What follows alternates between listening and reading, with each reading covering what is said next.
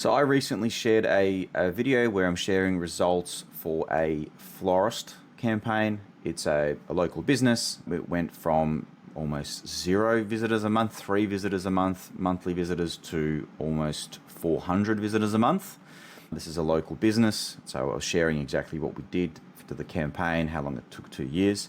Now the business wants to shift into a very sensible side niche. So it's a florist, it's an online delivery of flowers. They're now taking a slight direction of wedding and events, which makes sense, okay, because a lot of the time they're already getting these inquiries to supply and whatnot. So they're actually taking this a bit more seriously and offering it as a service. So what do we do from an SEO perspective and a marketing perspective? So I'm just going to talk about the website structure and what needs to be added and taken away there. I'm not going to talk about Facebook ads or Google ads because there's a no-brainer. You can run a Facebook ad on relationship status engaged and just hit them with offers on wedding florists.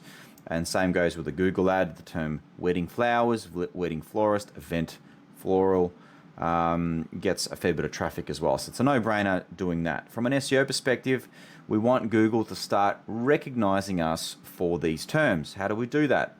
We make first we need to find out what the desired term is, and clear cut, the term wedding flowers gets the most traffic. So we need to make a page that's / wedding flowers. It could be wedding flowers Melbourne. It could be wedding florist. You want to go for in this case, I'm going to go after the keyword with the most traffic, and chances are the top 10 are, we're not going to rank in metro areas of Sydney or Melbourne because there's a lot of competitors that are gunning for those terms. But if I'm going to throw out some hooks, I'm just going to throw it out in the general direction. We're going to make a page on wedding flowers Sydney, wedding flowers Melbourne, Perth, Brisbane, whatever the city I'm targeting. Then I'm going to adjust the SEO titles and meta description to show Google the same thing. And then the terms will be naturally repeated on the page. And this is just for Google to marinate and believe and trust. On that page will be reviews. On that page will be images where the alt text is wedding floral, event floral, and the images are what they say they are, right? So we're not misleading everything. Notice that I'm talking about this from a perspective where we're proving ourselves to Google, because that's what it's all about. Google is very skeptical of everything that goes live, and you're guilty until proven innocent. And we have to do the things that makes the crawler believe that what we're doing, we're not going to mislead anyone, we're not going to divert the traffic to sell them pharmaceutical products or casino gambling, because unfortunately the world is filled with that kind of rubbish. Websites get hacked quite commonly. Shopify gets hacked quite commonly if you don't update the plugins and the apps. Anyhow, so essentially about 800 words of text, of natural text, goes up about the services that are offered, how long the business has done this for, their experience, and definitely showcasing of work with the right imagery. That then gets submitted to Google Search Console. Hey, Mr. Google, we have this new page. This new page, we want to target for these keywords, right? But then comes the SEO task of scheduling. I've got 30 blogs on the way specifically on the topic of wedding flowers, event flowers, which flowers work for this, which flowers work for that. These are not keywords that I make up. I pull a list from, I use a whole bunch of tools to get me those results. First things first, I look at Google and I have a tool that basically scrapes all the questions. It keeps clicking on the PAA for me, and it pulls the first 300 questions basically. Then I go to SEMrush. There's a topical content tool. You have to be on the higher tier of SEMrush to get that. Bang, 5 seconds, I get an export. SEMrush already knows what those questions are on the root keyword of wedding flowers, event flowers, etc. Then I go to Ahrefs and I actually pull the top ranking articles in the space. So then I can present to my writers, hey, here are the questions. Here are the best articles on this topic for you to research. Let's go ahead and make the best piece of content on this topic. And I've been doing this for over 10 years, and this process still works. The process has become more interesting with the release of ChatGPT. A lot of people, I smile because a lot of people jump to ChatGPT and they just load the question into ChatGPT, and ChatGPT just plagiarizes what's already out on Google. And then the questions are really meaningless. ChatGPT's brilliant. Absolutely should be used by everyone, whether you're a business owner or an SEO content writer. But don't for a second think it's just going to handle and create the best piece of content on its own. You need to feed it. Feed the beast.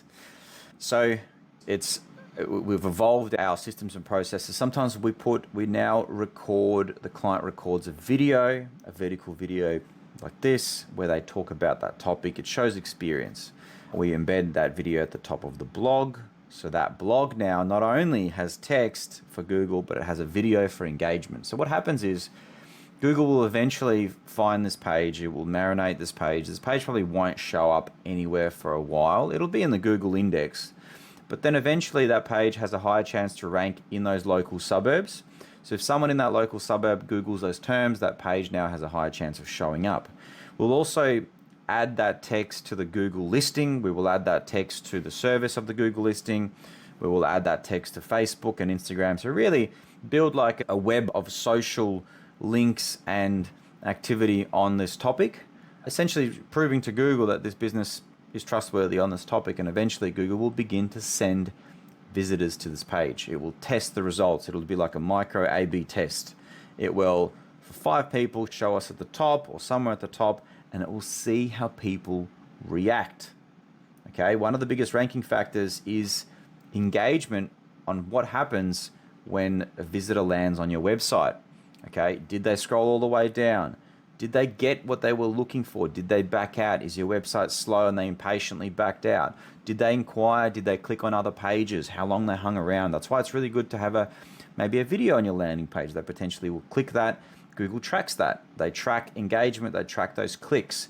The more people click through other sections of the website, and finally, did they inquire, right? That's exactly what we want, is inquiries.